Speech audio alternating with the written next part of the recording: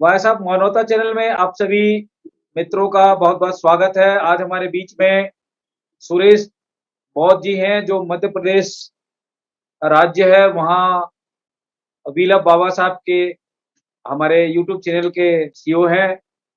और भाई साहब, मानवता चैनल में जो हमारे मेघराज जी अभी बात कर रहे थे, हमारे साथ में और जी मेहमान हैं, मार्शल साहब जी। आप सभी का इस प्रोग्राम में जय भीम नमो बुद्धाय, वाहेगुरु जी का खालसा, वाहेगुरु जी की फतेह। वाहिगुरु भाई जी। साहब, मानवता चैनल हमारा आप सबका अपनी आवाज है ये। और हम अभी 14 अप्रैल को भारत रत्न डॉक्टर भीमराव अंबेडकर साहब की जन्म दिवस मनाने जा रहे हैं, और इसकी तैयारी इस कोरोना काल में कम लोगों के उपस्थिति में यूट्यूब सोशल मीडिया के माध्यम से हम लोग मनाने जाएंगे, क्योंकि ज्यादा भीड़ नहीं करना है। और ये जो काल है, ये काल हमारे बहुजन मूल निवासी भाइयों के लिए एक बहुत संकट का काल है, क्योंकि 90% मूलवासी जो हमारे लोग हैं, रोज कमाते हैं, रोज खाते हैं और अपनी जीवन यापन करते हैं।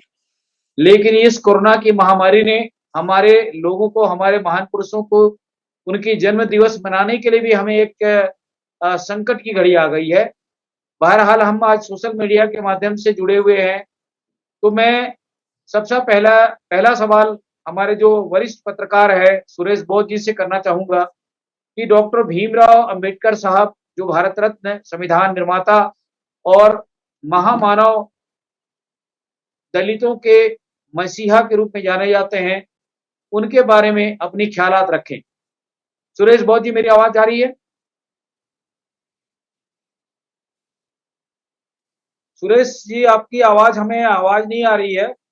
आप अपनी आवाज को ठीक करें। अब आवाज हेलो। आ रही है? अभी ठीक है। मेरा पहला सवाल आपसे है कि डॉक्टर भीमराव अंबेडकर भारत रत्न, संविधान निर्माता, बहुजनों के उद्धारकर्ता हैं।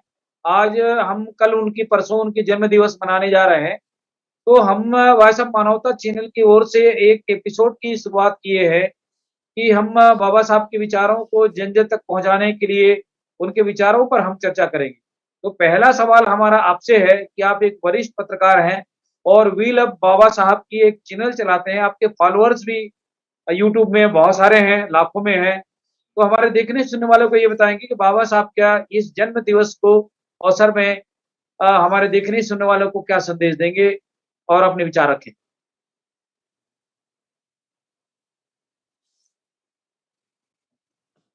आपकी आवाज नहीं आ रही पासवान जी हमारे तक। आप उसको अब आवाज आ निकाल रही दें। है? अब अभी अभी मेरी आवाज आवाज आ रही? ठीक, बिल्कुल ठीक है। अब आ रही है ना? हाँ सबसे पहले तो जगदीश जी, आपका शुक्रिया, धन्यवाद कि आपने मुझे आप लोग के बीच अपनी बात रखने का मौका दिया। और जी। जितने हमारे साथ जो अभी जुड़े हुए लोग हैं, उन सभी को मैं क्रांतिकारी जय भीम करता हूँ, नमो बुद्धाय। जी। और जय भीम। मैं अग्रिम बधाई देता हूँ बाबा साहब की जयंती की, आप सभी को, पूरे भारत के वासियों को। और जो जो लोग ये कार्यक्रम देख रहे हैं, वो सारे दर्शकों को मैं बधाई देता हूँ।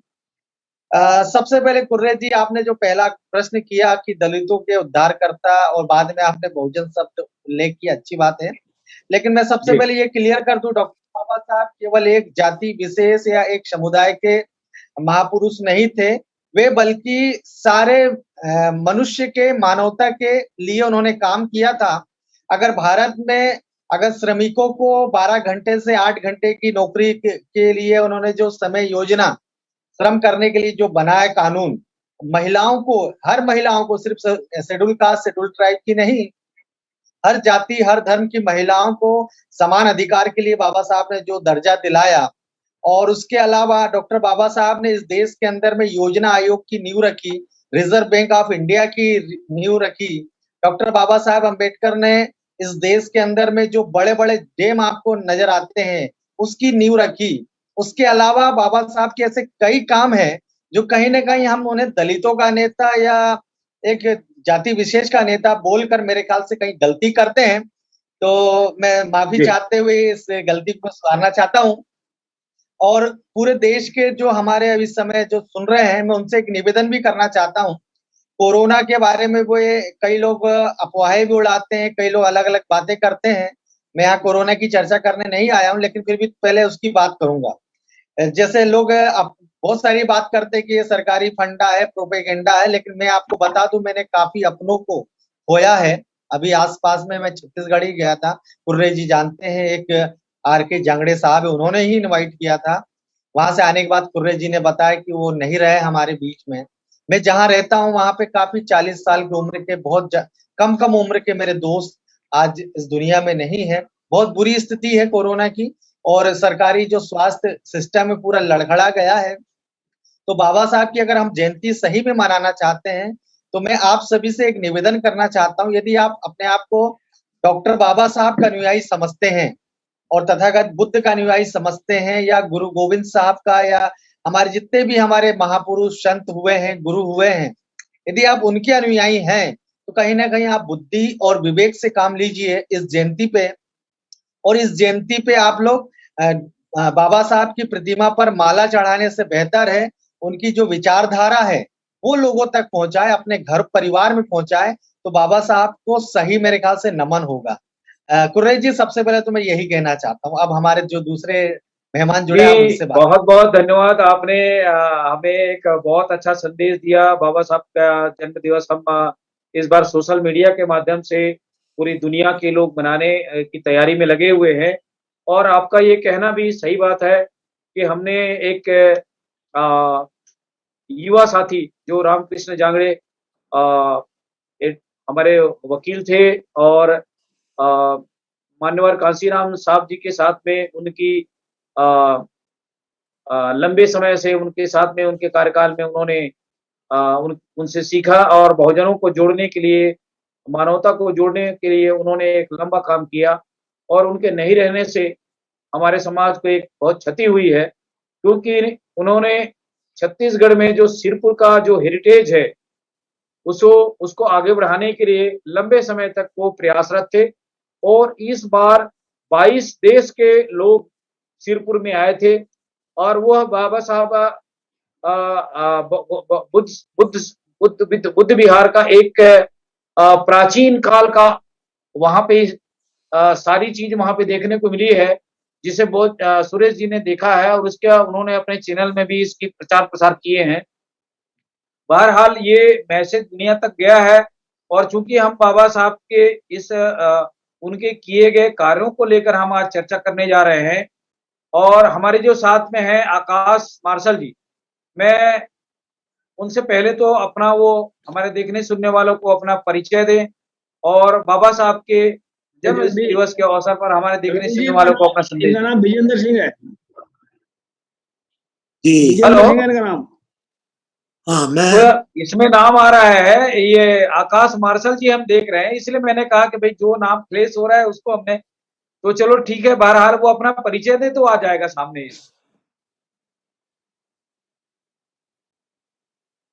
हेलो। हाँ जी, विजेंद्र सिंह धन्यवाद। जी, मैं आप। मैं विजेंद्र सिंह मेरा नाम है, आगरा जी जिले का मैं रहने वाला हूँ। जी और जी भारतीय पुलिस सेवा में मैं नौकरी करके रिटायर हो चुका हूँ, एडिशनल जी डायरेक्टर जनरल के पद जी, से। बहुत बहुत स्वागत है सर। और और बामसेफ से भी मैं जुड़ा रहा हूँ। और बाबा जी साहब अम्बेडकर के मूवमेंट का जो उत्तर भारत में आगरा से आंदोलन बहुत तेजी से शुरू हुआ था, उसको मुझे देखने का अवसर मिला। और बस जी। इतना ही मैं अपने बारे में कहूँगा। नहीं, हम आप अपना तो परिचय दे दिए, लेकिन हम अभी आगामी 14 अप्रैल को भारत रत्न डॉक्टर भीमराव अम्बेडकर साहब का जन्म शती मनाने जा रहे हैं। और इस कोरोना काल में पूरे देश में, जैसा कि सुरेश जी ने कहा कि भाई हम इस बार उनके विचारों को धारण करके अपने मित्रों के साथ में उनके विचारों को लेकर के आगे चलें, तभी हम उसकी जन्म शती को एक अच्छे रूप में मना सकते हैं। क्योंकि बाबा साहब ने ये नहीं कहा कि भाई मुझे फूल माला से अर्पित करो, मेरी पूजा करो। उन्होंने कहा कि भाई हमने जो संदेश दिया है इस दुनिया के लोगों के लिए, उस पर आप चल करके हमारे लोगों को जोड़े और मार्गदर्शन दें। शिक्षित बनो, संगठित रहो और संघर्ष करो, यह उनका प्रमुख नारा था। विजेंद्र सिंह जी, इस पर आपका ख्याल रखें। जी, बाबा साहब अम्बेडकर एक हम लोगों के जो दबे कुचले गरीब लोगों के दिलों में राज्य करते रहे हैं, रहेंगे। एक जी समय था जबकि आज हम जिस बात पर जोर देते हैं भारत रत्न पर, तो कांग्रेस पार्टी ने उनके नाम निशान को भी मिटाने का प्रयास किया था, आप जानते हैं। जी हम्म। ये विश्वनाथ, कांग्रेस जब कमजोर हुई, विश्वनाथ प्रताप सिंह आए, तब कहीं जाकर के उनकी शताब्दी जब मनाई गई, तो जी हमारे जो ऐसे समय पर बाबा साहब अम्बेडकर अपनी योग्यता के साथ हमारे राजनीतिक मोर्चे पर सामने आए, जबकि हमारे हमारे गरीब दबे कुचले जो जातिवाद के मारे हुए लोग हैं, सांप्रदायिकता के मारे हुए लोग हैं, उनकी कोई बात कहने वाला नहीं था। जी आजादी के बाद भी आप देखते हैं कि दो पार्टियां राज करती रहीं। एक जिसे कांग्रेस कहते हैं, जिसे कि उदार हिंदुत्व का दावा करती रही हो, उदार हिंदुत्व, और आजकल जो दावा है वो लोग हैं जो कठोर हिंदुत्व, जो, लेकिन हिंदुत्व का मतलब ही जातिवाद है। आज तक आपने कभी किसी हिंदू को बिना जातिवाद, जाति के नहीं देखा। हर सांस जी सांस में यह जाति होती है। और जो दरिद्र लोगों को, हमारे लोगों को बनाया गया, ये करुणा, एक इनको और एक मौका मिल गया है उनको और ज्यादा दरिद्र बनाने का। तो जी आज सबसे बड़ा संकट बाबा साहब ने जो हमारे नेतृत्व दिया, उसको हम देखते हैं। आज की परिस्थिति में सबसे बड़ा संकट है सही नेतृत्व का, लीडरशिप का। क्योंकि जब आपने कहा कि 90% लोगों को जिस देश में गुलाम बना करके रखा हुआ है और 3% लोग उन पर राज कर रहे हैं, और जी उन्हीं के वोट से वो सत्ता में आते हैं, चाहे वो उदार हिंदुत्व हम्म। वाले हों, चाहे वो कठोर हिंदुत्व वाले हों। तो जो मूल जी समस्या थी जिसके लिए बाबा साहब ने लड़ाई की, किसी रिजर्व बैंक के लिए और डैम बनाने के लिए लड़ाई नहीं की थी उन्होंने। लड़ाई उनकी मूल सामाजिक न्याय की लड़ाई थी, आर्थिक न्याय की लड़ाई थी। और वो संविधान की प्रियम्बल की पहली लाइन में लिखा हुआ है, जस्टिस, सोशल, इकोनॉमिक। तो आज आर्थिक विषमताएं भयंकर रूप से, भयानक रूप से और फैली हुई हैं। सामाजिक न्याय के नाम पर जातिवाद और हिंदुत्व के नाम पर सांप्रदायिकता हावी है इस देश में। और आज ये लोग सवाल उठाए जा रहे हैं कि देश का संविधान खतरे में है। तो मेरा ये कहना है कि 1992 में जब बाबरी मस्जिद गिरी थी, तो वो दिन दहाड़े गिराई गई थी, कोई रात को चोरी के छुप करके नहीं गिराई गई थी। और वो जो कठोर हिंदुत्व वाले जो लोग हैं, उन लोगों ने गिराई थी। और उसके पीछे उसी संगठन का हाथ था जिसकी की मास्टर की आज की सत्ता वालों के हाथ में। तो हम, ये लोग, हमारे जो गरीब लोग थे, जो वंचित लोग थे, जो SC ST माइनॉरिटी बैकवर्ड जो 90% लोग हैं, वो ये उम्मीद के लिए हुए थे कि जिन लोगों ने ये आतंकवाद फैलाया है, हमारा संविधान उनको सजा जरूर दिलवाएगा, हमारी जुडिशरी उनको सजा दिलाएगी, हमारी पार्लियामेंट उनको जेल में रखेगी। लेकिन वो तो सत्ता में फिर आ गए और अब पूरा आतंकवाद भी फैला रहे हैं, अब आपको बोलने भी नहीं दे रहे हैं। तो जो बाबा साहब का सपना जो देखा था उन्होंने, सामाजिक न्याय का, आर्थिक न्याय का, और जो बात उन्होंने कही थी, उस वक्त भी कही थी कि जाति विहीन, वर्ग विहीन समाज की स्थापना के बिना स्वराज प्राप्ति का कोई मतलब नहीं। जी और उन्होंने जब कहा कि ये गोबर के ढेर पर हमारा लोकतंत्र खड़ा हुआ है, ये गोबर का ढेर क्या है? ये वही जिसे जो लोग हिंदुत्व कह रहे हैं, या जो जातिवाद है, जिसे धर्म से जोड़ दिया गया है, जो कि 90% लोगों के साथ में अन्याय हो रहा है। आप देखते हैं, एक चीज और भी बड़ी क्लियर हो जानी चाहिए कि जब 3% लोग 90% को गुलाम बनाएंगे, तो वो हमेशा आतंकवाद के जरिए नहीं बना सकते। अब आप ये देख रहे हैं ईमानदारी से, अगर जेलों में आप पूछिए, ये मत पूछिए किसी से कि जेलों में दलित मुसलमान कितने हैं, आप सीधे ये पूछिए कि ब्राह्मण बनिया कितने हैं जेलों में। जी आपका आजाद भारत है, तो उनका भी जी जी रिप्रेजेंटेशन जैसे पार्लियामेंट में सब जगह है, अर्थव्यवस्था में, तो वहां भी कुछ ना कुछ तो अपराध वो भी करते होंगे। तो वहां आपको मालूम पड़ेगा कि आधा % शायद मिल जाए, मेरे पास डाटा नहीं है, लेकिन 1% तो होने का कोई सवाल ही नहीं। तो 99% है कौन इस देश की जेलों में? ये बात बड़ी इंपॉर्टेंट है, क्योंकि जब आजादी की बात की गई है, बाबा साहब जिस आजादी के लिए लड़े, तो वो जाति विहीन, वर्ग विहीन तो छोड़ दीजिए, आप जेलों में जेलों को हम हमारे लोग सजा रहे हैं। हम ठीक। न्याय ये उम्मीद करते थे, तो ऐसा तो नहीं हो सकता कि सुप्रीम कोर्ट के ये तथ्य मालूम ना हो, बाबरी मस्जिद दिन दहाड़े गिराई गई ये तथ्य मालूम ना हो, सिखों का कत्लेआम सड़कों पर किया गया ये तथ्य मालूम ना हो, गुजरात में कत्लेआम किया गया माइनॉरिटीज का महिलाओं के साथ सबसे बड़ा, सभी लोग जानते हैं कि जब दंगे होते हैं तो सबसे ज्यादा महिलाओं के साथ उत्पीड़न और बलात्कार के मुकदमे केसेस होते हैं। जी। तो हमारे लोग ये समझते हैं कि संविधान खतरे में है। मुझे तो लगता है कि संविधान तो उसी दिन नष्ट कर दिया गया था जिस दिन दिन दहाड़े बाबरी मस्जिद ढाई गई थी। अब तो ये साबित करना था हमारी जुडिशरी को या हमारी पार्लियामेंट को कि संविधान अभी नष्ट नहीं हुआ है। अब सबसे बड़ा इंपॉर्टेंट बात यह है जो आज के उसमें बाबा साहब के जिनके जीवन को, जिन्होंने फूले अंबेडकर के नाम से जिस आंदोलन को जाना जाता है, सबसे बड़ी चीज यह है कि कितना न्याय हमारे लोगों को साथ में ये संविधान दिलवा पाया है। जो संविधान हम कहते हैं कि हमारे पिताश्री ने बनाया है, आज संविधान को हमें रक्षा करनी है। हम बजाय दूसरों की कमियां ढूंढने के, आज हमको ये देखना चाहिए कि हमारी नेतृत्व की विश्वसनीयता क्या रह गई है। हम उतने ही अगर कीचड़ को कीचड़ से धोने की कोशिश करेंगे, भ्रष्टाचार को भ्रष्टाचार से धोने की कोशिश करेंगे, तो उसकी कभी सफाई नहीं होनी है।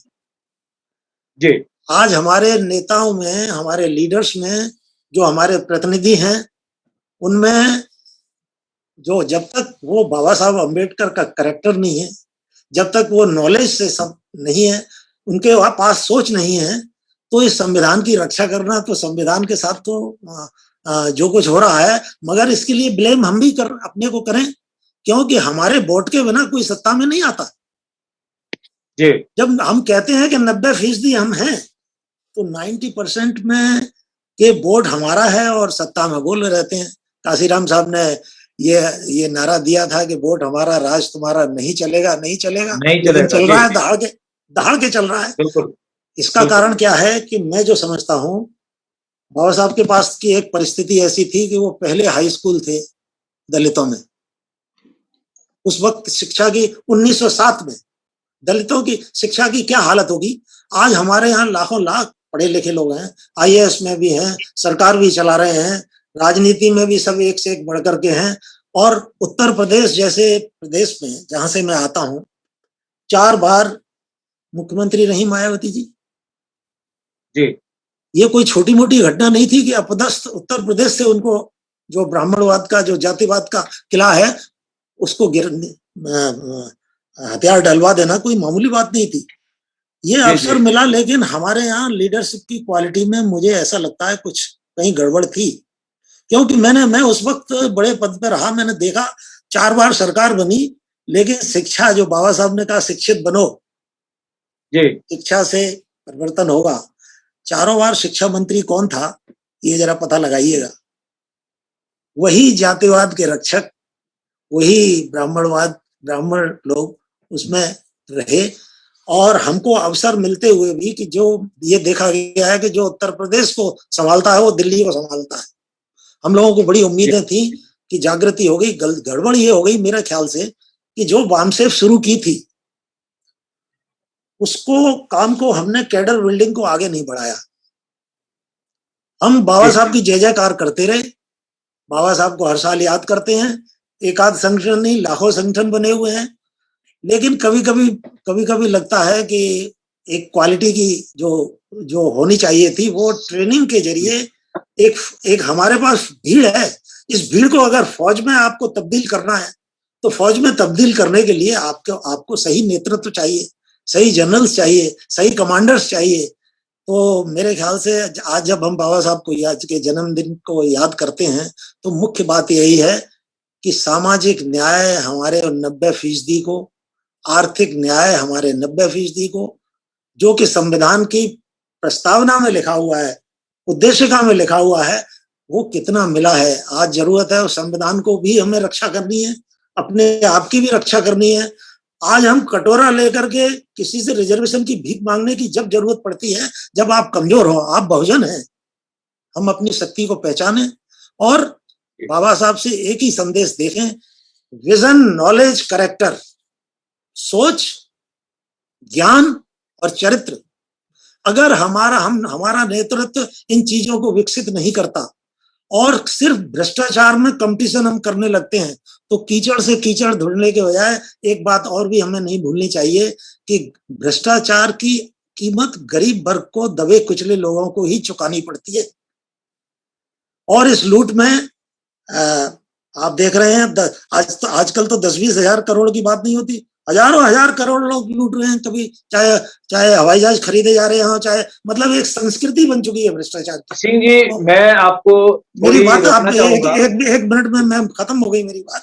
मेरा ये कहना है कि ये अवसर ऐसे हैं बाबा साहब के कि इसमें जो भीड़ को फौज में कैसे तब्दील किया जाए, सही लीडरशिप कैसे दी जाए, इन सब प्रश्नों पर हमको विचार करना चाहिए। और जो चरित्र निर्माण समाज के लिए जो लीडरशिप की जरूरत है, सही जरूरत, तो ये मेरे ख्याल से सबसे बड़ी श्रद्धा, सबसे बड़ा हमारा सम्मान अपने लीडर्स के लिए ये होगा कि उनके मिशन को हम आगे बढ़ाएं। एक जाति विहीन, वर्ग विहीन समाज की स्थापना के लिए, एक सामाजिक आर्थिक न्याय के लिए अब जिम्मेदारी हम लोगों के कंधों पर है। हमारे जो महापुरुष हैं, कबीर से लेके बुद्ध तक, जो भगवान बुद्ध का जो संदेश है, लोग जो बता रहे थे कि सब अकेला यहाँ पर वेदों का ही संस्कृति है, बाबा साहब ने एक बात और बता दी साफ कि नहीं, ये वेदों की संस्कृति नहीं है। हड़प्पा मोहनजोदड़ो की खुदाई के बाद ये पता भी चल गया कि ये बहुत समतावादी संस्कृति बहुत प्राचीन रही है। तो जब तक हम एक बौद्धिक आंदोलन नहीं खड़ा करते, मुझे नहीं लगता कि इस भीड़ तंत्र में, इस वोटों के बैंक बना करके हम लोगों को न्याय मिलेगा। बहुत बहुत धन्यवाद जी। और मैं सम्मान के साथ आपको नहीं सिंह जी, हमारा ये डिबेट अभी चलता रहेगा। हम आपसे अगला सवाल पे फिर आपके पास आएंगे। सुरेश जी, सिंह जी की आपने बात, उनके विचारों को आपने सुना? जी सर, पूरा सुना। तो मैं ये चाहता हूं कि जो बाबा साहब का जो सपना था, जो उन्होंने जो इस देश के अंदर में, उनका जन्म 14 अप्रैल 1891 से लेकर उनका जो जीवन काल था 6 दिसंबर 1956, इतने जन्म से लेकर उनके निर्वाण तक का जो संघर्ष को हम देखें, तो उन्होंने जाते जाते अपने इस बहुजन समाज को यह संदेश दे के गए थे कि मैंने इस कारवां को बड़ी मुश्किल से इतनी दूर लेके आया है, और अगर इसको आप आगे नहीं ले जा सकते तो इसे आप वहीं पे छोड़ देना। तो मैं आज आप सभी बुद्धिजीवी लोग हैं, जैसा कि अभी सिंह जी की मैं बात सुन रहा था, उनका काफी तजुर्बा है, अनुभव है, ऐसा मुझे लगा, और उनकी बातें भी बहुत सही है। और सुरेश जी एक वरिष्ठ पत्रकार भी हैं, और बाबा साहब के विचारों को लेकर ही वो अपना चैनल के माध्यम से लोगों को, बहुजन समाज को लगातार जगाने की दिशा में काम कर रहे हैं। तो सुरेश जी, आप ये किस दिशा में आज का ये जो परिस्थितियां हैं, हमारे जो मूल निवासी समाज के जो लोग हैं, जिनको हम 90% 85% की बात करते हैं, तो उनके जन्म दिवस के अवसर पर ये एक बहुत बड़ा जो बहुजन मतलब बहुत बड़ा समाज है, इसको हम कैसे एक जोड़ सकते हैं, और किस दिशा में जो बाबा साहब अम्बेडकर का जो सपना था उसको हम किस दिशा में ले जा सकते हैं, तभी हमारे उनका जन्म उत्सव मनाने का सही में सार्थक उद्देश्य होगा। कुर्रे जी, हमारी समस्या ये है कि हमें हमारी समस्याओं का ही पता नहीं जी। हमारी समस्या ये है कि हमें हमारी समस्याओं का ही पता नहीं है। अभी जो पूर्व रिटायर्ड हमारे पुलिस अधिकारी, जो कि काफी वरिष्ठ हैं, मुझसे उम्र में भी बड़े हैं, और उनका अनुभव, निश्चित रूप से अनुभव भी बहुत महत्वपूर्ण होता है, और उन्होंने प्रैक्टिकली देखा है, और उन्होंने जो बातें बताई, निश्चित रूप से आज की जो युवा पीढ़ी है और जो हमारे राजनीतिक लोग हैं या जो सामाजिक फील्ड में जो काम कर रहे हैं, उन्हें उनकी बातों पर विचार जरूर करना चाहिए और समझना चाहिए कि उन्होंने जो बात बताई वो कितनी महत्वपूर्ण है। मेरे ख्याल से एक मार्गदर्शन उन्होंने दिया है इस छोटी सी चर्चा के माध्यम से। अब मैं एक बात बताना चाहूंगा कुर्रेश जी, और हमारे जितने भी हमारे साथ मेहमान बैठे हुए हैं और जो दर्शक देख रहे हैं, उनसे मैं एक बात बताना चाहूंगा। जैसे मैंने कहा ना, हमारी समस्या ये है कि हमारी जो समस्या है उसका ही पता नहीं। एक जी। यूरोप के विद्वान ने कहा था कि विश्व के प्रत्येक देश में, विश्व के प्रत्येक देश में, इसे नोट कीजिए कुर्रे जी, विश्व के जी। प्रत्येक देश में बहुसंख्यकों पर अल्पसंख्यक जो वर्ग होता है वो राज करता है। जी। इस विश्व के मैं बात कर रहा हूँ, भारत की बात नहीं कर रहा हूँ, विश्व के सभी देशों में, लगभग सभी देशों में अल्पसंख्यक जो लोग हैं, मुट्ठी भर लोग जिसे कहते हैं, वो हाँ, हाँ। बहुसंख्यकों पे राज करता है। जी। और यदि आप दीर्घ काल तक सत्ता या राज करना है, यदि आपको किसी बहुसंख्यक वर्ग पर, यदि जैसे भारत में जो लोग शासन इतने सालों से करते आए हैं, जिन्हें हम बार-बार 2% या 3% कहते हैं, तो वो पुलिस, फौज या गुंडों के बल पर नहीं करते हैं। आपने देखा होगा इंदिरा गांधी का जब शासनकाल था, तो कितनी सख्त उन्होंने नियम कानून लगाए थे, इमरजेंसी लगा दिया था, लेकिन उसके बावजूद भी क्या हुआ, सत्ता परिवर्तन हो गई। अगर जी। आप कहेंगे कि मोदी सरकार है इस समय पुलिस का, फौज का या सीबीआई का या ईडी का दुरुपयोग करके लोगों को डरा धमका रही है, तो मैं आपको बता दूं ये भी ज्यादा दिन तक चलने वाला नहीं है। ये जी। जो विद्वान का मैं जो कोट कर रहा हूं, उन्होंने ये कहा कि एक्चुअल में पुलिस या इस प्रकार के जो भी तत्व हो तो उसके बल पे हम शासन नहीं कर सकते। हमें अगर शासन लंबे समय तक करना है तो हमें विचारधारा की जरूरत होती है, और वैसी विचारधारा जिसका हमें प्रचार प्रसार करना पड़ता है, और वो जी। प्रचार प्रसार हमें जनता के बीच में करना पड़ता है। जैसे मैं आप उदाहरण दूं, अगर हमारे गुरु नानक साहब हैं या जितने भी हमारे संत और गुरु हुए हैं, उनको जो ज्ञान हुआ, उन्होंने अपने जो ज्ञान जो है, ऐसा नहीं कि सिर्फ मैं आपको बता दिया, 2-4 लोगों को बता, उन्होंने काफी लोगों तक बातें बताई। जब बातें लोगों तक पहुंची तो लोग उन्हें आत्मसात किया, ग्रहण किया, और लोग फिर उनके पीछे हजारों करोड़ों की संख्या में चल पड़े। तो मेरा कहने का मतलब, जो उन्होंने जो ये कहा है, जिस व्यक्ति की मैं बात कर रहा हूं, कि विचारधारा ही दीर्घकाल तक शासन करती है, और उस विचारधारा का आपको प्रचार प्रसार करना पड़ता है जनता के बीच में। अब आप सवाल कर सकते हैं कि हमारे बीच में हमारी कौन सी विचारधारा है जो सशक्त और सक्षम भी है, और जो हमें सत्ता के शीर्ष तक पहुंचा सकती है। तो हमारी विचारधारा निश्चित रूप से, जितने भी हमारे बहुजन महापुरुष हुए हैं, बुद्ध से लेकर डॉक्टर बाबा साहेब अम्बेडकर तक, और बीच में जितने भी महापुरुषों का सबका नाम नहीं ले सकता, माफ कीजिएगा मुझे, जितने भी महापुरुष हुए जिन्होंने कहीं ना कहीं मानवता की बात बताई है, सामाजिक न्याय की जो बात बताई है, असमानता के खिलाफ में जो मुखर हुए हैं, मैं उन सभी की बात करता हूं। उनकी जो विचारधारा को ही अम्बेडकरवाद कहते हैं, जो समानता के लिए, समता के लिए और अन्याय के खिलाफ में खड़ा हो, वही अम्बेडकरवाद है। तो हमारे जी। पास तो, हम किसी से लड़ाई थोड़ी लड़ना है, हमें ना तलवार के बल पे लड़ना है, हमें ना किसी से झगड़ा करना है, हमें सिर्फ इन महापुरुषों की बात को अपने लोगों तक, अपने का मतलब यह है जो शोषित है, जो पीड़ित है, उन तक पहुंचाना पड़ेगा। और जिस दिन हमारे जिन लोगों की मैं बात कर रहा हूं, उन लोगों ने हमारी बात को एक्सेप्ट कर लिया। आज सर ने अभी थोड़ी देर पहले बताया कि हमारे लोग ही मतलब कहीं ना कहीं मोहरे बन जाते हैं, सही बात है। कारण ये है कि बेचारे अनभिज्ञ हैं। मैं कई बार कहता हूं, मंदिर वही जाता है या घंटा वही बजाता है। कई बार आपने सुना होगा, पेपरों में खबर आती है कि वो मंदिर गया, उसे मंदिर जाने से उसको रोक दिया गया, कोई घोड़ी चढ़ा, उसे घोड़ी से उतार दिया गया। तो मैं ये कहता हूं, जो बाबा साहब को भूल कर घंटा बजाता है वही जूते खाता है।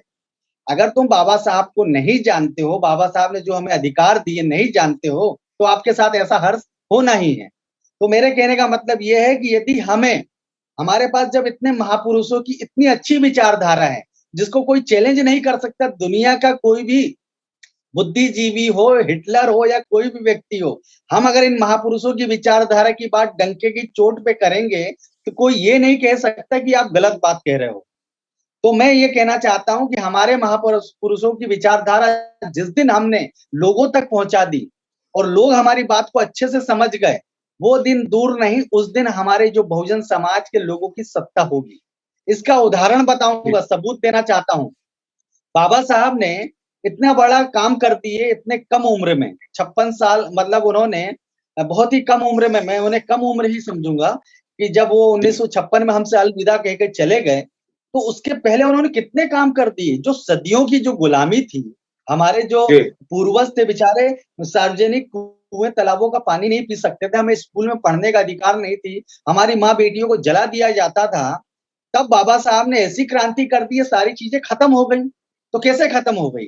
बाबा साहब ने बुद्ध फूले, ज्योतिबा बुद्ध फूले, या जितने भी महापुरुष हुए, कबीर साहब, रविदास साहब, जितने भी हमारे गुरु गोविंद साहब, जितने भी, सभी का नाम नहीं ले पाऊंगा, पेरियार, नारायण गुरु, जितने भी हमारे महापुरुष हुए जिन्होंने मानवता की बात की, बाबा साहब ने उनको पढ़ा, उनकी स्टडी की और उनकी बातों को लोगों तक पहुंचाया।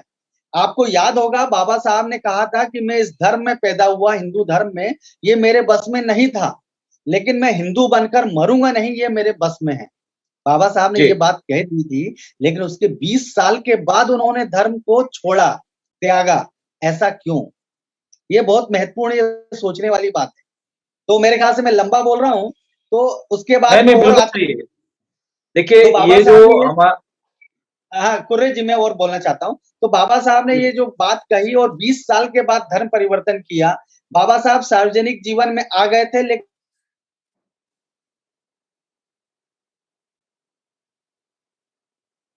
सिंह जी इनका हमारा बौद्ध जी का डिस्कनेक्शन हो गया है, तो इनकी बातें आप सुन रहे थे।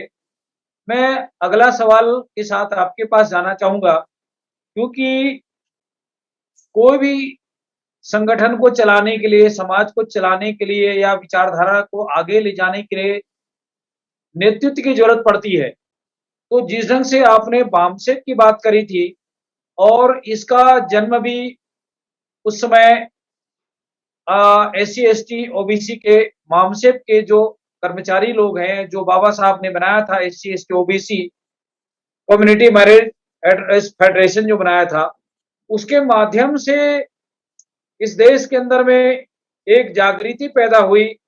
और उसके बाद में काशीराम साहब इसमें जुड़े, और उसके माध्यम से फिर ये बहुजन समाज पार्टी का उदय हुआ।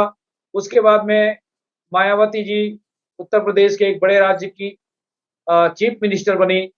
लेकिन इतने सब कुछ होने के बावजूद भी आखिर में वह बामसेप का जो संगठन है, वह किस दिशा और किस दशा की ओर गया, और क्या सोचते हैं आप? अपनी बात रखें सिंह जी। सिंह साहब मेरी आवाज सुन रहे हैं? तो मैं क्या नाम है जगदीश जी, मैं एक बात ऐड करना चाहता हूँ आपकी बात में। इन्होंने भाई साहब ने बोला है कि मंदिरों में जो जाते हैं जूता हुई खाते, जो घंटा बजाते हैं, उसके जो वहां लिखा होता है ना कि शूद्रों के अंदर जाना मना है, उसमें कारण है बहुत तगड़ा। उसके पीछे क्या कारण है मैंने उसको देखा है, समझा है कि वो जो मंदिर है तकरीबन 95% में बुद्ध मठ से पहले हैं। तो बुद्ध मठ जो भारत के जो मूल निवासी उनकी प्रॉपर्टी है, तो वो प्रॉपर्टी को, अपनी प्रॉपर्टी को पहचान न ले, इस करके उनको जूता मारते हैं या बाहर निकाल देते हैं। इसको थोड़ा समझने की कोशिश करें। वो मंदिर में नहीं है, वहां से भगवान तो से भारत के लोगों की एक धर्म एक कमजोरी बहुत तगड़ी है। तो इसमें ऐड करना चाहता हूँ, मंदिर में कोई ब्राह्मणों ने उनको मंदिर का सपना दिखाया, सपना वो जान के बाद इस चीज से बचने कहते हैं, उसमें आदमी घुस जाता है जाकर के। तो ये मंदिर में जो है, ये मंदिर को प्रॉपर्टी इनकी शूद्रों की है या भारत के मूल निवासी है, इस करके उनको वहां पढ़ने में मना किया जाता है। ये बात ऐड करना चाहता हूँ। थैंक यू जी सिंह साहब, मैं आपकी अगले सवाल के साथ आपके पास जाना चाहूंगा। मैंने रखा भी था आवाज, शायद आप मेरी आवाज सुन पा रहे हैं या नहीं सुन पा रहे हैं।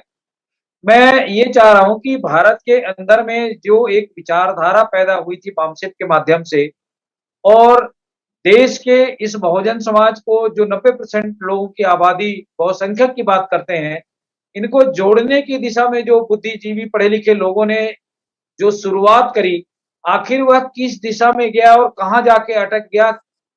इस परिस्थिति पर प्रकाश डालें आप अपने विचार। देखिए, बाबा साहब का सबसे बड़ा कंट्रीब्यूशन जो अभी सुरेश जी ने बहुत बड़ी बात कही, इंपॉर्टेंट बात, कि विचारधारा ही अल्टीमेटली रूल करती है। विचारधारा को ठीक से हमें समझना पड़ेगा। बाबा साहब ने 20 साल लगाए, उन्होंने बताया कि 20 साल लगाए जब धर्म परिवर्तन की बात आई, और फिर ये बताया उन्होंने कि ये हम अपने घर में वापसी करा रहे हैं आपकी। आपको अनटचेबल जी। विचारधारा के कारण घोषित किया गया कि आप सहमत जी। नहीं थे जातिवादी विचारधारा से। तो एक हमारा जो अतीत है, लड़ाई है समता विषमता की, न्याय अन्याय की। और अगर हमें ये पता ही नहीं है कि न्याय अन्याय में फर्क क्या है, तो हमें ये भी पता नहीं होगा कि हम किसके साथ हैं। दुश्मन हमारा वो है जो कि विषमताएं फैला रहा है, नफरत फैला रहा है, लोगों को गुलाम बना रहा है, दरिद्र बना रहा है। तो हमारे समतावादी बात आती है। अब समतावाद में हमारी विचारधारा, जैसा कि सुरेश जी ने बताया, कहीं भी कमजोर नहीं पड़ती, चाहे राष्ट्रीय स्तर पर देख लीजिए, चाहे अंतरराष्ट्रीय स्तर पर देख लीजिए। जी। राष्ट्रीय स्तर पर बुद्ध, महावीर, कबीर, नानक, फूले, एक से एक बढ़कर के हमारे महापुरुष हुए हैं। और राजनीति में सम्राट अशोक जैसे चक्रवर्ती हमने दिए हैं। इन्होंने गुरुकुल में तो दिए होंगे, इन्होंने छोटे मोटे जिलों के और स्टेट के, लेकिन सम्राट अशोक जैसा इन्होंने कोई शासक नहीं दे पाए होंगे, जहां अफगानिस्तान से लेके वर्मा तक, पूरा लंका तक भारतवर्ष का इतना बड़ा साम्राज्य कभी नहीं दिया। वो ये समतावादी संस्कृति, जातिवाद विरोधी संस्कृति, जिसे श्रमण संस्कृति कहते हैं, उसने दिया। चाहे अजंता हो, एलोरा हो, तक्षशिला हो, नालंदा हो, विक्रमशिला हो, शिक्षा के क्षेत्र में, राजनीति के क्षेत्र में, हर क्षेत्र में हम इतने, मगर ये आखिर हम हालत पे पहुंच क्यों गए, ये विचार करना है। उस विचारधारा को अगर समझने से ही ये बात समझ में आएगी कि पहुंच इसलिए गए जब शिक्षा आपकी बंद कर दी गई, तो अकल से पैदल किया गया। इसके बाद कावड़ भरने को भेज दिया गया, शंकर जी पे जल चढ़ाइए। स्त्रियों के साथ में इतना जुल्म किया गया कि उनको जिंदा जलाया गया। और हमको ये बात नहीं भूलनी चाहिए कि आज हम, हमारा ये इतिहास ने कुछ न्याय किया हमारे साथ कि जब इस्लाम यहाँ आया, जब अंग्रेज यहाँ आए, तो ये परिवर्तन शुरू हुआ। जो इन्होंने आतंकवाद के जरिए जो पढ़ना लिखना बंद कर दिया था, 1900, विलियम कैरी जो आज मॉडर्न मिशन का आदमी है, वो एक चमार जाति का एक मोची था वो, और जूते चर्च में भी बनाता था, पादरी था चर्च का। और यहाँ कलकत्ता में आकर के आज भी यूनिवर्सिटी उनके नाम में चल रही है, जिन्होंने कि शिक्षा के दरवाजे खोले। अगर वो इसे मिशनरी ना आते तो महात्मा फूले, जिनका हम नाम लेते हैं, उनको कहीं शिक्षा मिलने का कोई प्रश्न ही नहीं उठता था, क्योंकि उनकी बहन ने जो एक पादरी के यहाँ काम करती थी, पादरियों की भी मजबूरी थी, अंग्रेजों की मजबूरी थी, ना उनने सुअर से कोई ऐतराज था, ना गाय से ऐतराज था, तो उनके घरों में वो काम करते थे। शिक्षा के दरवाजे, आर्मी में जब बाबा साहब की तो एक फौज की छावनी में उनका बचपन शुरू हुआ। तो वहां पर तो चाहे वो कोई झाड़ू भी लगाता है, शिक्षा कंपलसरी थी। तो ये अंग्रेजों ने जब शिक्षा कंपलसरी करी, तो ये दरवाजे, और फौज बना करके हथियारबंद भी हुए। तो इससे सिख रिलीजन ने भी हथियारबंद किया लोगों को। जब हथियारबंद हुए, दिमागी हथियार मिला, शारीरिक हथियार मिला, तो ये सब मिला विचारधारा के कारण, और विचारधारा को भूलने के कारण ये दुर्गति हुई हमारी। बाबा साहब का सबसे बड़ा कंट्रीब्यूशन ये है, आज हम बौद्ध कहते हैं, हम ये भूल जाते हैं कि संस्कृति, धर्म जो है संस्कृति का एक अंग होता है, और वो संस्कृति है श्रमण संस्कृति, समतावादी संस्कृति। उसने तो उस संस्कृति ने हमारे देश में हमेशा नंबर 1 पर रही है। और देखिए, चाहे इतना अंधेरा बढ़ जाए, एक दिया नष्ट कर देता है अंधेरे को। तो आज जो ये अंधेरे की ताकतें आज जो दिखाई दे रही हैं, आज जरूरत इस बात की है, जैसा कि मैंने कहा कि हमारा, जब हम कहते हैं कि 90% हम हैं, तो फिर हमारे ही वोट से जालिम क्यों सत्ता में बैठता है और दिन दहाड़े इतिहास को नष्ट कर रहा है। पहले जब भी क्या होगा, ये बाबरी मस्जिद का गिराना नहीं था, ये इतिहास को नष्ट करना था।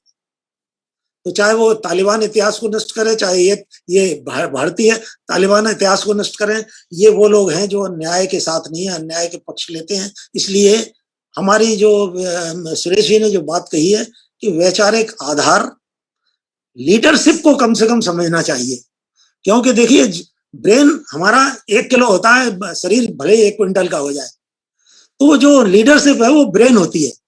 अगर वहां पर हम भटक गए तो हमारी ये भीड़ है कभी फौज में कन्वर्ट नहीं हो पाएगी, और जब तक ये फौज में कन्वर्ट नहीं होगी, हम सत्ता में आ नहीं सकते। और जो हमारी समस्याएं हैं वो राजनीतिक समस्याएं हैं। जो दरिद्र बनाया गया है, जो अकल से पैदल बनाया गया है, शिक्षा के दरवाजे बंद किए गए हैं, इन सब का इलाज हम आरक्षण का कटोरा मांगने से का समय अब नहीं रहा है। अब सत्ता को कैप्चर करके अपने को योग्य बनाना। एक काशीराम साहब ने जो आंदोलन चलाया था, जो बामसेफ बनाया था, वो काम दुर्भाग्य रहा हमारे समाज का कि वो वहीं के वहीं बंद हो गया, ज्यादा से आगे नहीं बढ़ा। फिर भी इतना बड़ा चमत्कार किया उस आंदोलन ने कि वो जो ऊंचाइयां छुई, मगर मैं उससे जुड़ा रहा। काशीराम साहब से सन 76 से मेरे ताल्लुकात थे। तो मैं एक बात वहां कहा करता था कि भाई ये हमारे जो बामसेफ वाले थे शुरू में, तो फिर काशीराम साहब ने ही डिसॉल्व किया था उसको, कारण जो भी रहे हो ये समय नहीं है उसका। लेकिन बामसेफ में हमने एक बात कही कि हमारे नौजवानों को, हमारे बच्चों को, हमारे परिवारों को, ये तो सरकारी उससे बंधे नहीं है, इनको अगर आगे लाया जाए, इनको ट्रेनिंग दी जाए, एक नई लीडरशिप तैयार की जाए, तो आगे भविष्य हमारा उज्जवल होगा। अब जो भी कारण रहा हो उस तरफ कोई ध्यान नहीं दिया गया, मगर अभी समय है।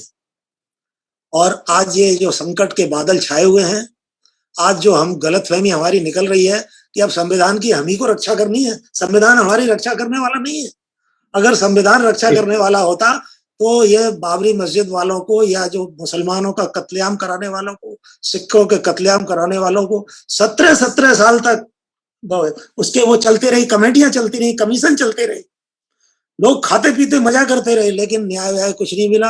फिर उन्हीं लोगों ने जिन्होंने मस्जिद को गिराया, उन्हीं को वो जमीन दे दी गई। इसलिए अब ये संविधान पर नजर वजर मत लगाइए, 345 धाराएं मत पढ़ाइए उसकी, उसके प्रीएम्बल को पढ़िए, उसके उद्देश्य का को। न्याय, सामाजिक, आर्थिक विषमताएं ज्यादा ना हो। जब तक इस देश में निजीकरण रहेगा, सब चीजें बेची जाएंगी, विषमताएं और बढ़ेंगी।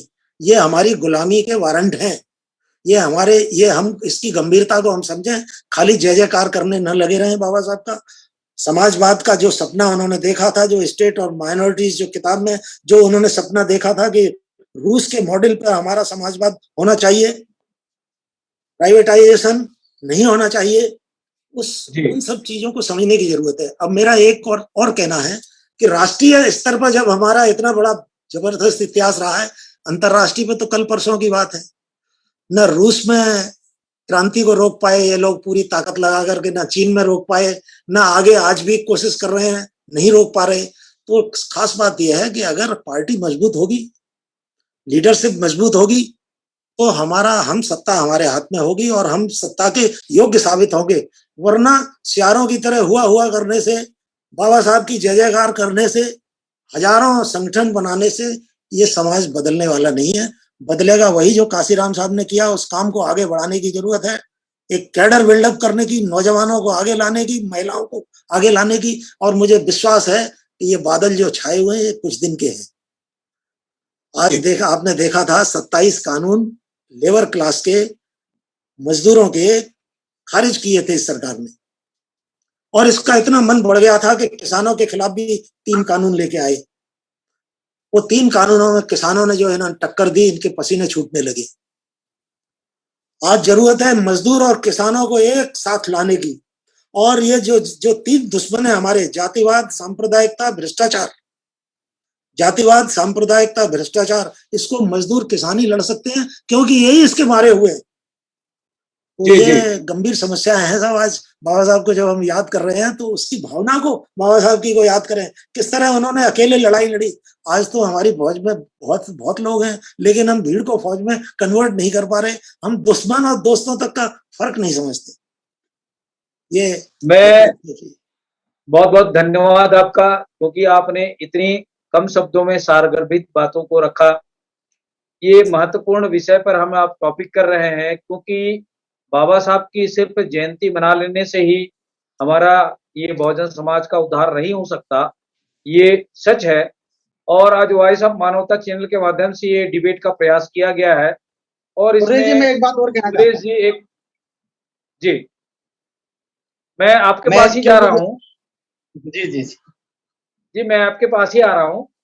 तो सिंह जी की बात हमने सुनी, और उन्होंने जो जिन शब्दों को अपने विचारों के माध्यम से रखने का प्रयास किया, वो बहुत गंभीर चिंतन का बात है।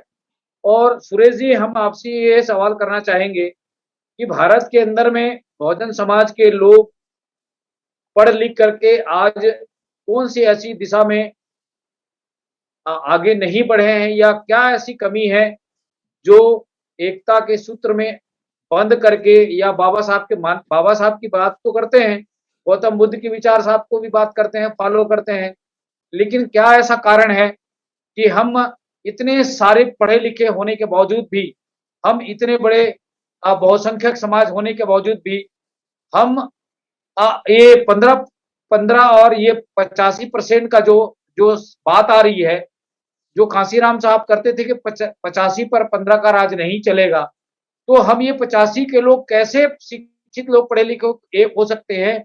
और ये जो सिंह साहब जी ने अभी कहा कि ये 3-4 शब्दों के ऊपर में जो असमानता, अन्याय, अत्याचार और करप्शन ये जो चल रहा है, इसको हम कैसे मिटा सकते हैं? सिंह सुरेश साहब जी। ने ये बात तो बता ही दी उन्होंने अपने वक्तव्य में कि जी, हमें जो है ना लीडरशिप वाली जो उन्होंने बात बताई ना वो बहुत महत्वपूर्ण है। जब भी मैं जी, आपसे बात कर रहा था तब तक मेरा फोन ओवर हीटेड हो गया था और बंद हो गया।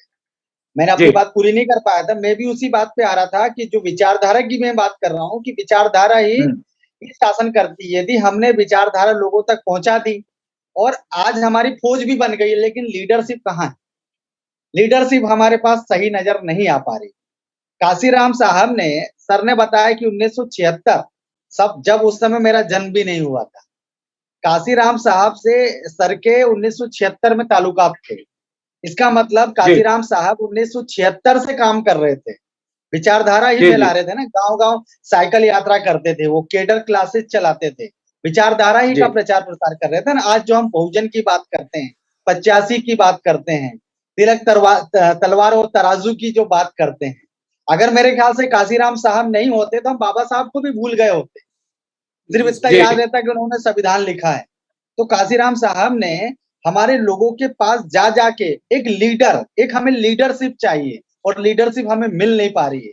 काशीराम साहब के साथ उन्होंने जो काम किए, कहीं ना कहीं बहन मायावती जी को 4 बार उन्होंने सत्ता की गद्दी तक पहुंचाया।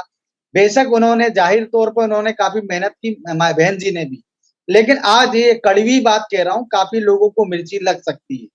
आज बीएसपी का कोई लीडरशिप ऐसा नहीं है जो केडर बेस्ड काम कर रहा है, जो जी, काशीराम साहब के दिखाए नक्शे कदम पे काम कर रहा है, या उसके अलावा मुझे कोई ऐसा लीडर नजर नहीं आ रहा जिसकी बात हमारे जो आज ये फौज तो है, आप जैसे हमारे जैसे काफी लोग खड़े तो हैं, टकटकी लगाए कि कौन है आए और हम उसके पीछे चल पड़े, लेकिन हमें कोई ऐसा ईमानदार नजर नहीं आ रहा है। जो काशीराम साहब के अंदर में जो क्वालिटी थी वो क्वालिटी शायद नजर नहीं आ रही है, लेकिन हमें निराश नहीं होना है। काफी लोग हैं, लेकिन हमें एक लीडर की जरूरत है, एक अच्छे लीडरशिप की जरूरत है। और जिस दिन लीडरशिप हमें मिल जाएगा और वो लीडरशिप हमारे जो महापुरुषों ने जो काम किया है, और सबसे बड़ा, हम ज्यादा इतिहास में ना जाए, पुराने इतिहास में ना जाए, हम यदि काशीराम साहब को ही पढ़ ले तो मेरे ख्याल से समझ आ जाएगा कि हमें किस प्रकार से काम करना है।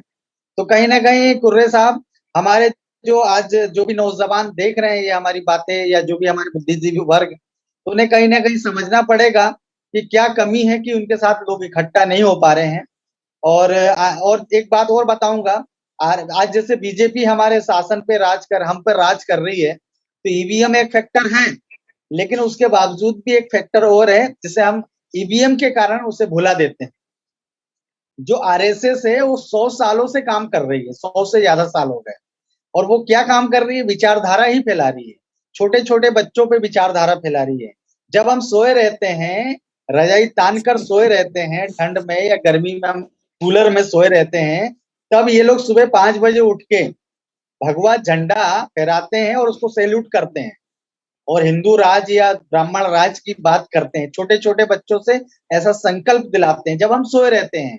तब हमारे नेता क्या करते हैं? एसी की कोठरियों में सोए रहते हैं, या फिर हम भी, या जो भी है। तो आरएसएस ने आज से नहीं, सरस्वती शिशु मंदिर के माध्यम से, अन्य माध्यमों से उन्होंने एक फैक्ट्री बनाई, और फैक्ट्री के माध्यम से प्रोडक्ट बनाए, और प्रोडक्ट आज हमारे सामने ये है बीजेपी। तो बीजेपी जो है, आज अगर आप देख लीजिए, आप पश्चिम बंगाल का चुनाव हुआ, पश्चिम बंगाल का चुनाव तो अभी हुआ, लेकिन बीजेपी वहां 5 सालों से मेहनत कर रही थी। जब भी वहां का 5 साल का बच्चा भी जय श्री राम बोलता है, हमें जय श्री राम या किसी धर्म विशेष का कोई भी जय घोष करता, उससे आपत्ति नहीं है। बात यह है कि एक बच्चा जय श्री राम बोलता, अमित शाह जो है गाड़ी रोककर उसके पास मिलने जाते हैं, खुश हो जाते हैं। क्यों खुश हो जाते हैं? कि हमने पश्चिम बंगाल में जय श्री राम का नारा बच्चे बच्चे तक पहुंचा दिया। मतलब अगर बच्चा जय श्री राम बोल रहा है तो बूढ़ा भी जय श्री राम बोलेगा। और बीजेपी चाहती है जय श्री राम बोलो और कमल के फूल पे वोट दो। तो बीजेपी ने विचारधारा फैलाई है, लेकिन हमारे लोगों ने विचारधारा कहीं न कहीं पहुंचा नहीं पाई और एक लीडरशिप लोगों को दे नहीं पाई। मेरा मानना ऐसा है कुर्रे जी, अगर हमें बाबा साहब की जयंती को सार्थक रूप से मनाना है, लाखों करोड़ों रुपए खर्च करके लोग मनाते हैं। मोदी जी आएंगे, बोलेंगे मैं बाबा साहब का भक्त हूँ, राहुल गांधी बोलेंगे, अन्य नेता बोलेंगे और हम खुश हो जाएंगे, तालियां बजा देंगे। उससे काम नहीं चलने वाला। अब हमारे लोगों को बुद्धि से काम करना पड़ेगा, भावनाओं से काम नहीं करना पड़ेगा। और कहीं ना कहीं हमें केडर जो काशीराम साहब ने खड़े किए थे, उस केडर की जरूरत है। वामन मेश्राम साहब काम कर रहे हैं, इसमें कोई डाउट नहीं है, लेकिन फिर भी हमें ऐसा लग रहा है कि कुछ कमी तो है, कुछ कमजोरी तो है। बस इसी के जी बहुत बहुत धन्यवाद आपको। हमारे बीच में मनदीप सिंह जी का जुड़ाव हो चुका है। हमारे इस चैनल में आपका बहुत बहुत स्वागत है। मनदीप सिंह जी, आप अपना परिचय बताएं। और चूंकि आज का हमारा जो प्रमुख मुद्दा है वो बाबा साहब के जन्म दिवस के अवसर पर उनके विचारधाराओं को, जो दुनिया के अंदर में बाबा साहब को मानने वाले लोग हैं, तो इस जन्म शती के अवसर पर उनके विचारों को कैसे अडॉप्ट करें, किस दिशा में लेके जाए, ताकि हमारा जो आने वाला जो कमिंग जनरेशन है वह इस विचारधारा की दिशा में आगे बढ़ सके।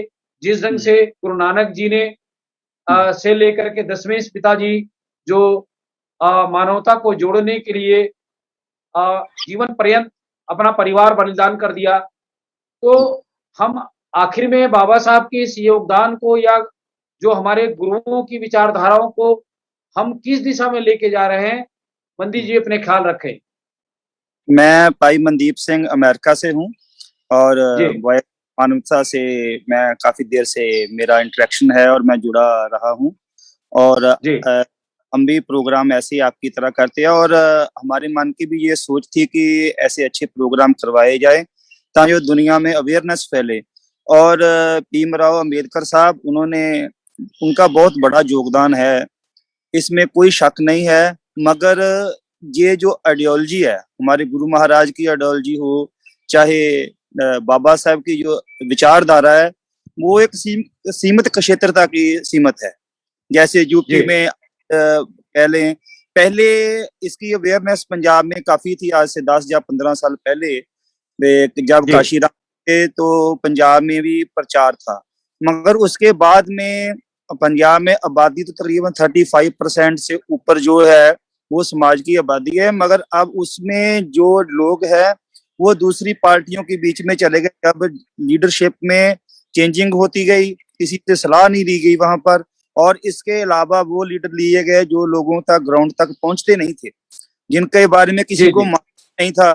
और इसके कारण जो है वो बीएसपी की जो विचार जो है उसका प्रभाव जो है वो कम होना शुरू हो गया। और अब जो है दूसरी जो पार्टियां हैं, अकाली दल तो पहले से ही था, अकाली दल से एक बार इन्होंने जो है इनके साथ गठबंधन करके जो है उस समय बहुत बड़ी एक जीत भी दर्ज की थी 96 में। तब मैं बहुत छोटा था, 15 साल की शायद मेरी उम्र होगी, और मेरे को पर पूरा याद है, क्योंकि ये जब दोनों विचारधाराएं आपस में मिलेंगी ना, फिर पंजाब में या देश में इसका प्रभाव बढ़ेगा। आपको साथ में लेकर भी चलना होगा। यदि आप अपनी मर्जी करें या अपनी जो विचारधारा है वो एक वोट पॉलिटिक्स तक ही आप सीमित रखें, तो फिर आप आगे कैसे बढ़ पाओगे। तो इसलिए इसको जो है पहले विचारधारा को समझना बहुत जरूरी है, और लोगों को समझाना, बच्चों को समझाना ये बहुत ज्यादा जरूरी है। क्योंकि आज का जो समय है ये हमारे लीडरों की कमजोरियां ही हैं, चाहे कोई अकाली दल हो या दूसरे राजनीतिक सिस्टम की कमजोरियां हैं कि हम समझ ही नहीं पाए हैं। जो बाबा साहब ने जो विचारधारा थे आज बिल्कुल उल्ट चल रहा है, जो भी कुछ चल रहा है, क्योंकि जो उनकी सोच थी उसके सोच में उनकी मूर्तियां बना दी। जलंधर में अब मेरा शहर है जलंधर, वहां पर एक मूर्ति बनाई हुई है, उसके चौक का नाम भी है, उसको शीशे से मढ़ा दिया गया है। 14 अप्रैल को लोग जाते हैं वहां पर, फूल माला अर्पित करते हैं और उसके बाद में कोई नाम नहीं लेता, कोई विचारधारा का नाम लेता, कोई अपने आप को संगठित नहीं करना चाहता। वो लोग जो है वो हमारी तरफ से भी कोशिश है, बहुत काम है, लोगों की तरफ, लोगों के पास अवेयरनेस नहीं है, तो बहुत बड़ी मुश्किल है। जिनको समझ है वो अपनी समझ को आगे लोगों तक पहुंचाएं, वो कनेक्शन जो बनना बहुत जरूरी है। सभाएं हों, इसके अलावा जो है एकत्रताएं हों, डिबेट्स हों, पंजाब में भी हो और बाकी जगह पर भी हो, क्योंकि मैं तो अपने स्टेट की जब बात करता हूं तो आप कितनी अच्छी बातें कर रहे हैं, मगर ये बातें आपकी पंजाब तक या दूसरे स्टेटों तक पहुंच नहीं पाती ज्यादा, ये पहुंचनी बहुत जरूरी है। और यदि ये बातें पहुंचेंगी, क्योंकि पंजाब के जो लोग हैं या देश के लोग हैं वो नए आइडिया को पसंद करते हैं, मगर ये जो है लोगों तक पहुंचनी चाहिए। मगर मीडिया का युग है, पाकिस्तान इंडिया का वो वार जो है वो टीवी पर भी करवा रहे हैं, हिंदू मुस्लिम कर रहे हैं। ये क्यों कर रहे हैं? क्योंकि हमारी जो अच्छी विचारधारा है वो लोगों तक पहुंच नहीं पा रही है। या जो गवर्नमेंट का जो मीडिया बना हुआ है, दरबारी मीडिया बना हुआ है, ये पहुंचने नहीं दे रहा है। सो इन बातों को बहुत ध्यान से रखना होगा, हमें लोगों के बीच में सीधा जाना पड़ेगा, इन लीडरों को संगठित होकर लोगों के बीच में सीधा जाना पड़ेगा। फिर ये जो बात है, ये जो समाज है, ये ऊपर इसका उत्थान हो सकता है। दूसरी बात ये है, ये अपने आप को कभी नीचा ना समझे। जब गुरु गोबिंद सिंह महाराज ने 5 प्यारे सजाए थे, वो सारे के सारे जिसको मनु ने शूद्र कहा था उसके बीच में से लिए थे, उनके हाथों में तलवार पकड़ा दी थी और बड़े से बुद्ध और एक बहुत तकड़ी विचार क्रांति और बहुत तकड़ी इस समाज, ये ऐसा समाज है, इसने राज सत्ता को पलट दिया था। 700 साल का जो मुगल शासन था उसको खत्म किसने किया? इन लोगों ने ही किया, मगर उस समय अवेयरनेस थी, लोगों के पास जानकारी थी। आज वो जानकारी जो है उसका अभाव होने के कारण जो है वो ये समस्याएं प्रकट हो रही है कि झूठ जो है वो संगठित होकर चलता है। मैं पहले भी ये कहता हूँ कि झूठ जो है संगठित हो जाता है, सच जो है वो अलग अलग होकर चलता है। इसलिए जो है, जो हमारी जो अच्छे लोग हैं ना, वो कभी इकट्ठे नहीं होते। जो झूठ वाले लोग हैं ना, उन्होंने अपने संगठन बनाए हुए हैं, कोई व्हाट्सएप ग्रुप, कोई किसी तरीके से, कोई किसी तरीके से वो संगठित होकर चलते हैं। इसकी वजह से वो झूठ का जो झुंड है और सच जो अलग अलग जब हो जाता है, क्योंकि कोई भी लीडर है ना, वो कहता है मैं सच की बात करता हूँ, मगर वो दूसरे को ना लगा के नहीं चलना चाहता। ये बहुत बड़ी मुश्किल है, इस मुश्किल को दूर करना चाहिए। और बीएसपी की बात कर रहे हैं तो आज से 15 साल पहले इसका कैडर जो था वो स्पीडी बढ़ रहा था, मगर अब इसके बीच में ग्रुप्स बन गए और जो वो ग्रुप्स भी आपस में इकट्ठे नहीं हो रहे, जिसकी वजह से जो प्रॉब्लम जो है, ये यदि तक ये प्रॉब्लम हल नहीं होगी, आप राज कैसे मानोगे? राज तो तभी आएगा जब आप संगठित होकर चलेंगे, अच्छे लोगों का आपस में विचार होगा। जैसे गुरु महाराज ने साध संगत कहा था ना, कि सच्चे लोग इकट्ठे हों, उनकी संगत बने, वो कंपनी एक तरह की लेकर आए। और ये जो लोग हैं यदि जब संगठित होंगे और लोगों को अपने साथ जोड़ेंगे, बिना किसी जो है मन में कोई कुर्सी का लालच रख के सिर्फ जोड़ना है, तो फिर जो है वो इन समस्याओं को है वो उसका समाधान भी किया जा सकता है। और वो लोग जिसको महाराज ने कहा था कि 1.25 लाख से एक लड़ाऊं तबे गोविंद सिंह नाम पाऊं, वो एक जो है वो ऐसे झूठों 1.25 लाख का मुकाबला कर सकता है। मेरा ये कहना है इसके बारे में। जी बहुत बहुत धन्यवाद मनदीप सिंह जी। जी हम चूंकि आज हमारा कार्यक्रम का ये समापन की ओर आ रहा है और हम काफी इस पर विषय पर डिबेट कर चुके हैं, और जी हमारा जो अगला कल हम इस विषय पर और भी चर्चा करेंगे।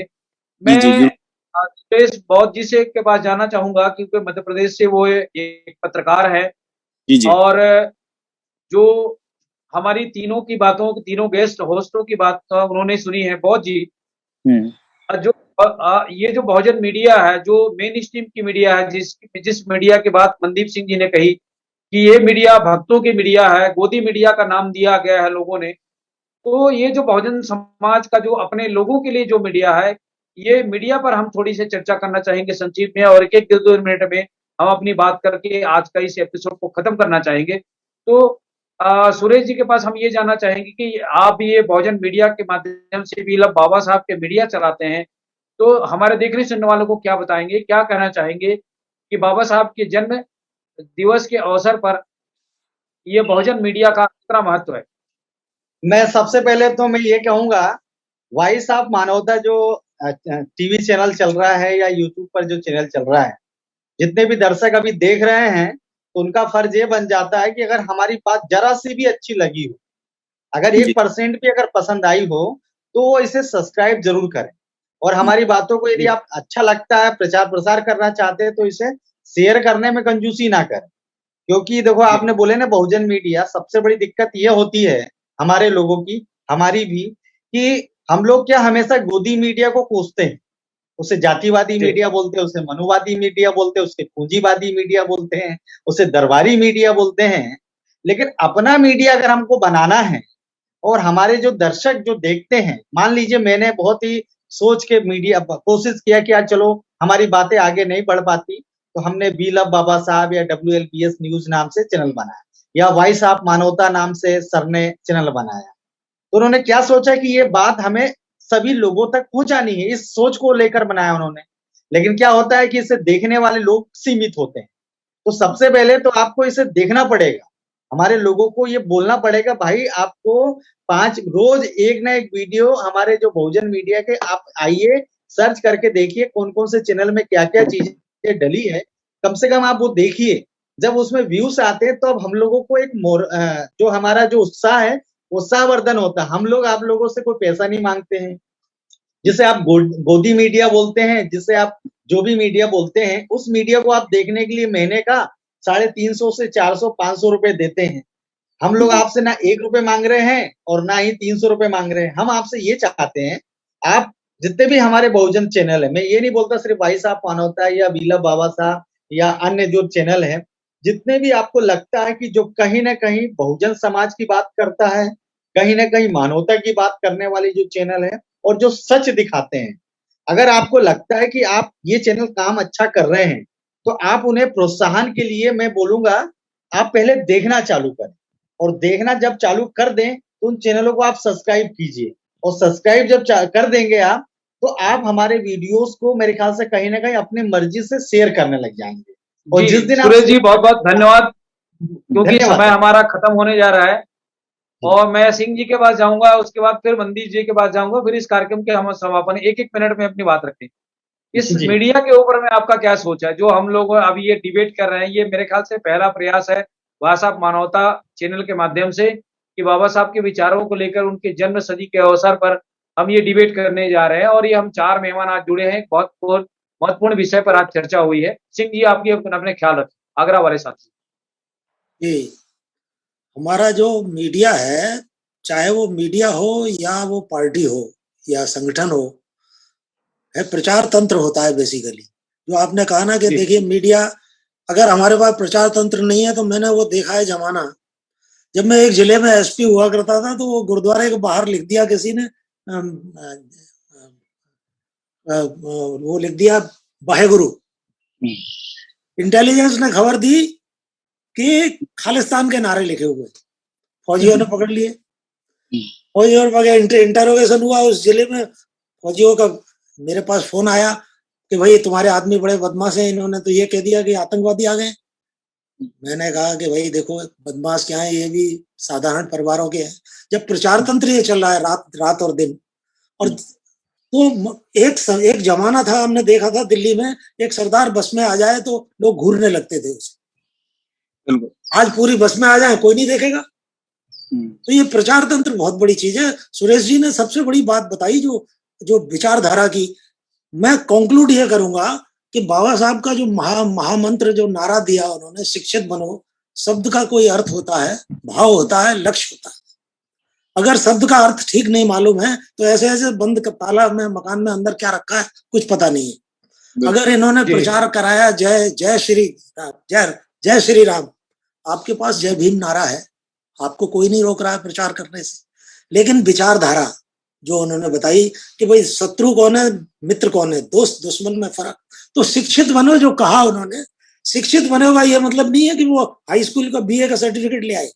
शिक्षित बनो का मतलब हित अहित अपना जो हमारा जो हमारी विचारधारा क्या है, विरोधी की विचारधारा क्या है, न्याय क्या है, अन्याय क्या है, कौन दोस्त है कौन दुश्मन है, ये शिक्षित बनो। फिर दूसरी बात का संगठित बनो, तो वो भी आप ही ने जवाब दे दिया कि भाई आप हम कल तक काशीराम थे, बात पंजाब तक पहुंच जाती थी, आज मामला ढीला क्यों पड़ गया? क्योंकि संगठन कमजोर हो गया। तो मेरा जो कहना है बार बार कि शिक्षित बनो, संगठित बनो। अब जब संघर्ष होगा संगठित होकर के, तो वो हमारा जो मैसेज है वो जाएगा, जो विचारधारा है वो जाएगी। इसलिए जो मेरा तो सोचना ये है कि जो इस फौज को, हमारे पास 90% फौज, हम बाद दावा करते हैं 85 नहीं है साहब, हमको 95 कहना चाहिए। ये जालिम मुश्किल से 3-4% ही है। तो हमको अपने विचारधारा को अपने पहुंचाने के लिए संगठित शक्ति होनी चाहिए, मीडिया मजबूत होना चाहिए, तो बाबा साहब का सपना साकार होगा, कोई रोक नहीं। जी। बहुत बहुत धन्यवाद सर, आपने महत्वपूर्ण समय दे करके हमारे देखने सुनने वालों को अपने विचार रखे। सिंह जी, आप भी लास्ट में जुड़े हुए हैं और आपने सारगर्भित विचार रख करके हमारे देखने सुनने वालों को आखिरी में ये मीडिया के सवाल पर हम ये बात को खत्म करने जा रहे हैं, क्योंकि आज का ये विषय था कि बाबा साहब के जन्म दिवस के अवसर पर उनको विचारों को लेकर हमें, हमारे लोगों को किस दिशा में जाना चाहिए और क्या करना चाहिए। मनदीप सिंह जी, संक्षिप्त में मीडिया के सवाल पर अपनी बात रखें। हाँ जी, ऐसा है कि जब हम किसी भी चीज का मुकाबला करना चाहें ना, तो ये दोनों चीजें हैं, हमें उससे काउंटर कैसे करना है, उसका मुकाबला कैसे करना है, अपने आप को मजबूत करना है। ये जो सुझाव साथ के साथियों ने रखे हैं, मैं इनसे बहुत ज्यादा सहमत हूँ। और इसके अलावा जो दूसरी विचारधाराएं जो हमसे थोड़ी बहुत भी मेल खाती है ना, थोड़ी बहुत भी मेल खाती है, उनको अपने साथ में लेकर के चलना, ये भी बहुत जरूरी है। लोगों को संगठित करना है, जैसे सिख धर्म के लोग, चाहे कोई मुसलमान धर्म के लोग हों, चाहे जहां से भी कोई है, यदि उनकी बात हमसे मिलती है और वो राजसत्ता से टकराती है उनकी विचारधारा, उन सबको आपस में संगठित होना पड़ेगा। पहले तो खुद को होना पड़ेगा, जो ये पार्ट्स बन गए हैं इनको जोड़ना पड़ेगा। और इसके अलावा जो हमारा प्रचार तंत्र है, हम भी अपनी तरफ से कोशिश करेंगे। आगे प्रोग्राम जो है इसकी शुरुआत हमने भी कर दी है और हमारा प्रचार अब दूर दूर तक जा रहा है, और आशा करते हैं कि 6 महीनों में, 8 महीनों में आप इसका असर और देखेंगे। क्योंकि मैंने जब शुरू किया ना वॉइस ऑफ मानवता, और अभी मेरे रिश्तेदारों का फोन आ रहा है कि कनाडा में हम आपका प्रोग्राम रोज सुनते हैं, और पंजाब से मेरे फोन आता है कि हम आपका प्रोग्राम हमने भी सुनना शुरू कर दिया है। क्यों? क्योंकि हमको इकट्ठा होना शुरू कर, ये अवेयरनेस अब धीरे धीरे फिर बढ़ने लगी है, और इसका असर जरूर होगा। 6-8 महीने में और दोस्त हमारे जब जुड़ेंगे, और अच्छे लोगों को जब हम यहाँ पर जोड़ के प्लेटफॉर्म्स पर लेकर के आएंगे, उनको भी चाहिए कि वो अपनी बात रखे, और यदि उनकी बात लोगों तक पहुंचेगी और ये जो है वो माहौल बनेगा ऐसा, और फिर हम सक्षम हो जाएंगे कि हम उनसे मुकाबला कर सके। मैं इतना कहना चाहता हूँ, और हम साथ में। हाँ जी, थैंक यू वेरी मच। बहरहाल सभी मेहमानों का, हमारे वरिष्ठ पत्रकार मध्य प्रदेश से सुरेश बोध जी का, इंद्रजीत सिंह जी वरिष्ठ अधिकारी रहे हैं आगरा से, उनका, और मनदीप सिंह जी का कनाडा से, हम सभी मेहमानों को वाहेगुरु जी का खालसा, वाहेगुरु जी की फतेह, जय भीम, जोहार, नमो बुद्धाय। आप सभी लोगों को नमस्कार।